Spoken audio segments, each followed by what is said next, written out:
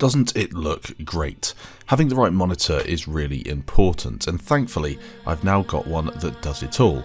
BENQ recently sent me this EX2780Q to review on the channel, and in return I get to keep the monitor, which is a pretty sweet deal if you ask me, and something I'm really happy about, as I've needed a 1440p monitor with this refresh rate and these settings for absolutely ages.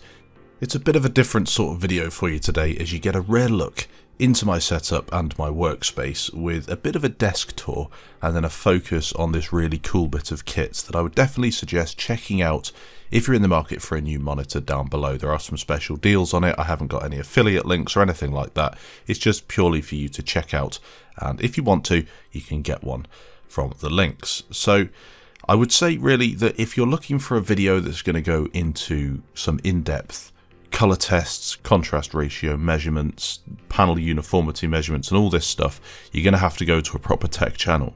As I said, this is a gaming channel and I'll be reviewing it from the perspective of a Battlefield player. I've used lots of monitors. How does it look? What are the pros? What are the cons? Is it worth getting if you're somebody like me who knows a little bit about tech, but you know, not a proper tech sort of person?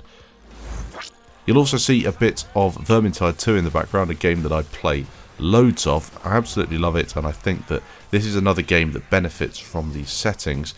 With the black equalizer in some of the darker areas, it definitely helps you out.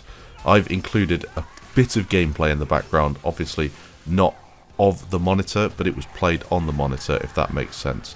It can be a bit boring looking at a third-person view of a monitor because it just doesn't really do it justice. But then again, you can't exactly get the best impression if it's just a shadow play recording, so it's a bit of a difficult one to do there, as I'm not necessarily a tech channel like that. So some key features for you to start things off. It's a 27-inch screen. This is the sweet spot in my opinion for getting that immersive experience, but also remaining close enough at your desk to enjoy the full size of the monitor. Any larger and it's just too big and you can't see everything, and any smaller, maybe 24 inches is okay, but 27 is that sweet spot.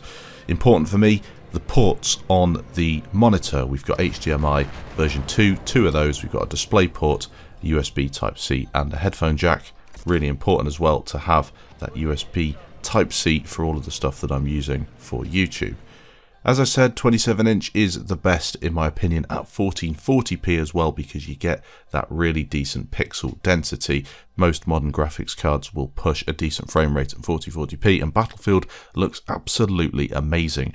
On console as well, you've got to remember this monitor can be used on console. I know many console players that use monitors over the TVs that you honestly would usually use with a console, just because of the response time and the fact that they're purpose built for it.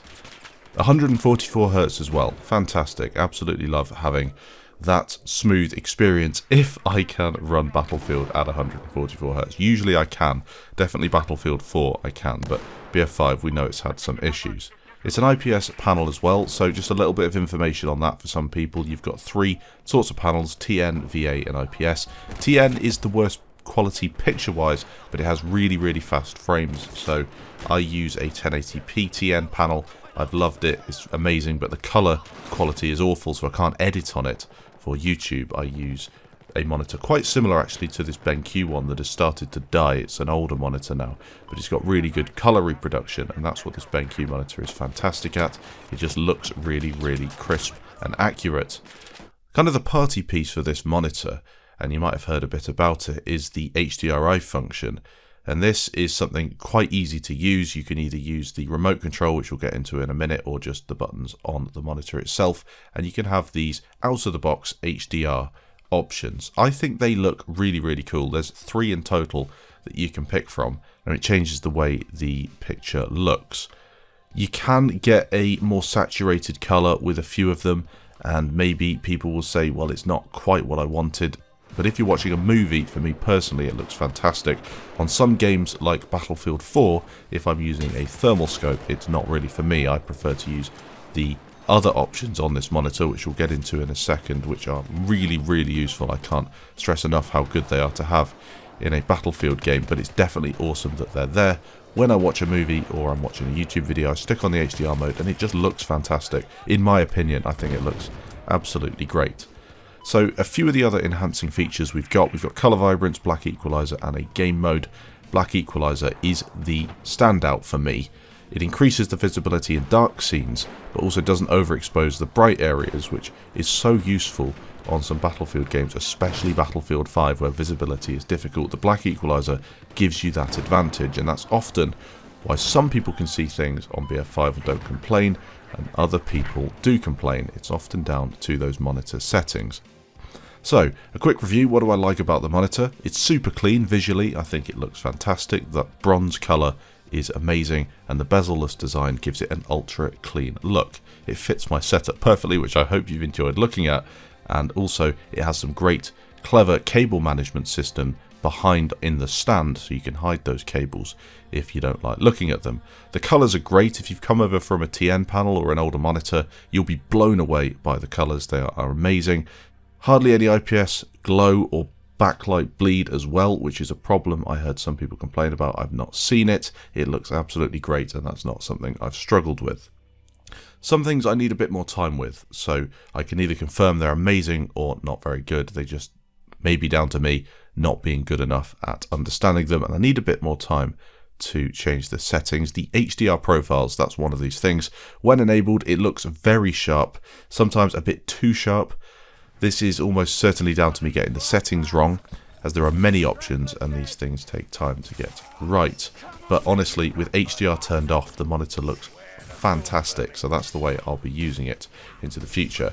And honestly, there's only one thing that I really dislike with this monitor, and that is the stand. It's often the case with monitors. These are premium monitors, and many people do take them off the stands and put them on their own mounts. I would say that this one isn't great. It doesn't have the adjustable swivel and height that I really wanted, but I do use a monitor riser, so it's not something that bothers me too much, and I do have my own monitor stand that I might stick it onto. So not really a massive issue, but definitely something I think a few people might get a little bit annoyed by. So as a conclusion, as this is a free unit, I can't complain one bit. I'm incredibly lucky to get this, and honestly can't really believe my luck. It's amazing to add this to my desk setup, which I've been building up for a long time, adding bits and pieces to it every year, making it look the way it does. I've had quite a few monitors in my time, and to say this one, 1440p 27-inch IPS display, it's the best. Every IPS display with those specs are just incredible, and I would definitely suggest checking it out if you play a lot of Battlefield and you can make use of those black equalizer settings and other settings that will enhance your experience. So thanks for watching the video. If you did enjoy it, you can leave a like down below. If you didn't, of course, feel free to leave a dislike and leave your comments in the comment section down below. Thanks for watching, and I'll catch you in the next video.